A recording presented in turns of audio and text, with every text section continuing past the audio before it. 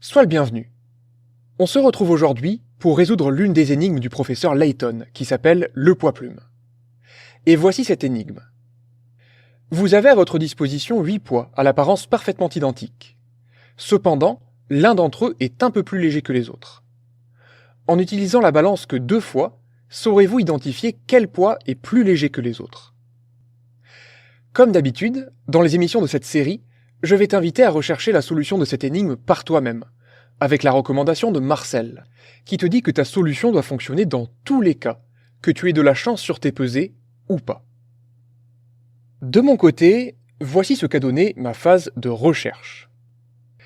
Dans un premier temps, je me suis dit qu'au vu de l'énoncé, les seules pesées qui seraient raisonnables sont celles où l'on dispose du même nombre de poids de part et d'autre de la balance.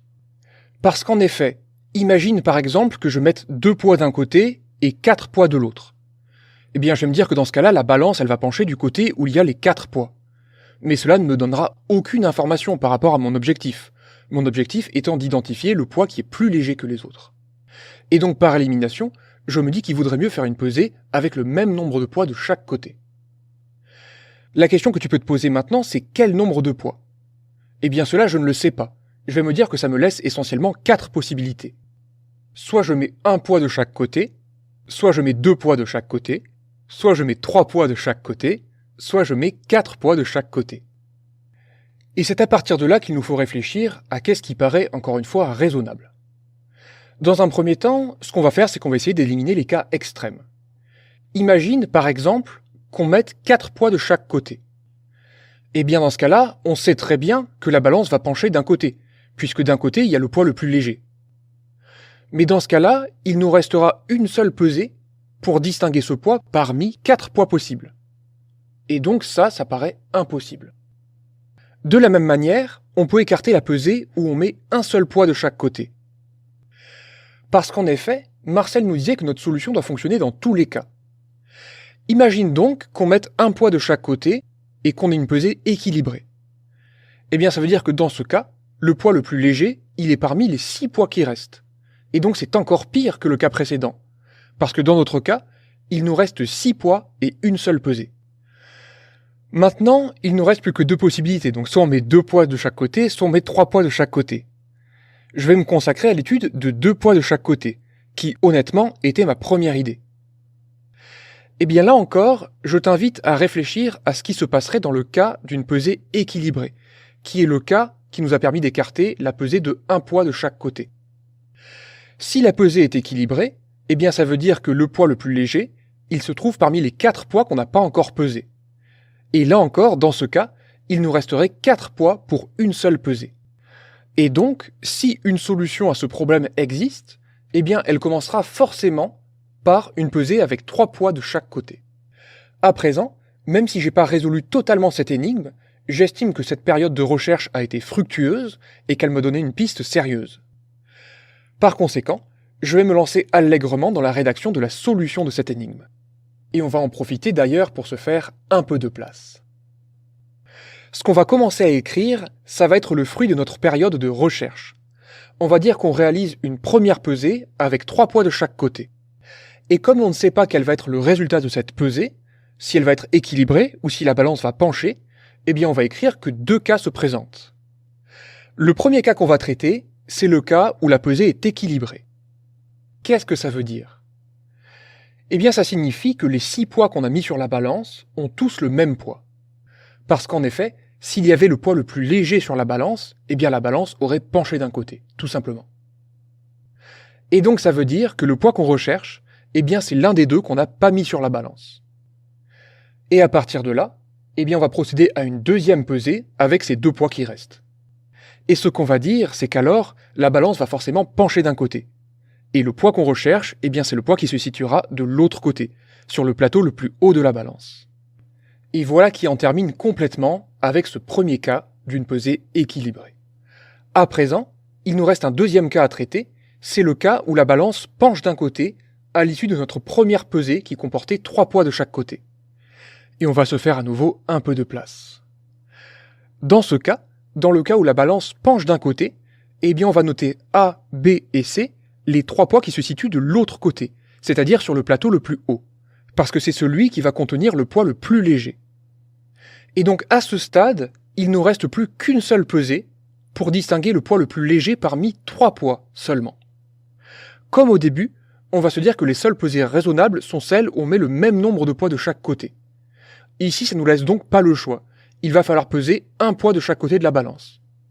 Je te propose donc de peser A et B lors d'une deuxième pesée. Et là, à nouveau, on va distinguer plusieurs cas. Dans un premier temps, on va imaginer que la balance penche vers A.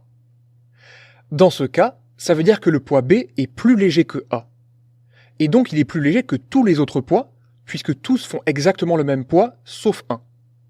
Et donc ça nous permet de conclure, dans ce cas, que le poids recherché, eh bien c'est le poids B. Une deuxième possibilité, c'est que la balance penche vers B. Mais là, en raisonnant de la même manière, par symétrie, eh bien on va conclure que le poids recherché, c'est le poids A. Et enfin, si la pesée de A et B est équilibrée, eh bien tout ce qui précède va nous permettre de conclure que c'est le poids qu'on n'a pas encore pesé qui est le plus léger, c'est-à-dire que c'est le poids C. En effet, à l'issue de la première pesée, on avait repéré que le poids recherché c'était soit A, soit B, soit C. C'est ce qu'on a écrit ici. Et donc, comme la pesée est équilibrée entre A et B, eh bien ni A ni B n'est le poids le plus léger, et donc le poids le plus léger, c'est le seul qui nous reste, c'est-à-dire le poids C. Et donc ça nous a permis de conclure dans tous les sous-cas du deuxième cas. Et en réalité, voilà qui termine complètement la solution de notre énigme. Dans chacun des cas, on a réussi à conclure, c'est-à-dire à identifier quel était le poids le plus léger. Pour nous en convaincre, Marcel va nous faire un petit schéma récapitulatif. Ce récapitulatif, il va prendre la forme d'un arbre qui va correspondre à notre disjonction de cas. Dans un premier temps, on a procédé à une première pesée, suite à quoi on a distingué 2 cas. Ces cas correspondaient à une première pesée avec 6 poids sur la balance, 3 poids de chaque côté, dans le cas d'une pesée équilibrée et dans le cas d'une pesée non équilibrée. Ensuite, dans le premier cas, on a réussi à conclure directement. Par contre, dans le deuxième cas, on a distingué 3 nouveaux cas. Le cas où la balance penchait vers A, le cas où la balance penchait vers B, et le cas où on avait à nouveau une pesée équilibrée. Et dans chacun de ces 3 cas, on a réussi à conclure.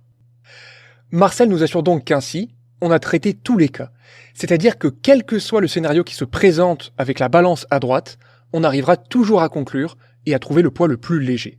Ce qui termine complètement la résolution de cette énigme. Afin d'obtenir satisfaction, je vais procéder à plusieurs pesées en te montrant que dans chacun des scénarios, on arrive à conclure comme on l'a prédit dans notre solution. Dans un premier temps, on a dit qu'on procédait à une pesée avec 3 poids de chaque côté. Dans ce cas, c'est le cas où la pesée est équilibrée. Il ne reste donc plus qu'à peser les 2 poids qui restent et à choisir le poids le plus léger. Voici un autre scénario possible. Dans ce cas, on n'a pas une pesée équilibrée, mais la balance penche d'un côté. Dans ce cas, on sait que le poids le plus léger, il est parmi les poids 4, 5 et 6, qu'on avait appelés A, B et C. On peut peser par exemple les poids 4 et 5. Comme c'est le poids 5 qui est le plus léger, et bien dans ce cas-là, on pouvait conclure que c'était le poids 5 qui était le plus léger parmi tous les poids. Enfin, un dernier scénario, c'est celui dans lequel la balance penche d'un côté lors de notre première pesée, et lorsqu'on pèse les 2 poids restants, on a affaire à une pesée équilibrée. Et dans ce cas, le poids le plus léger, eh bien c'est celui qu'on n'a pas pesé. J'espère que cette émission, qui était la première émission de la série des énigmes du professeur Layton, t'a plu. Je te souhaite une excellente journée, et je te dis à la prochaine.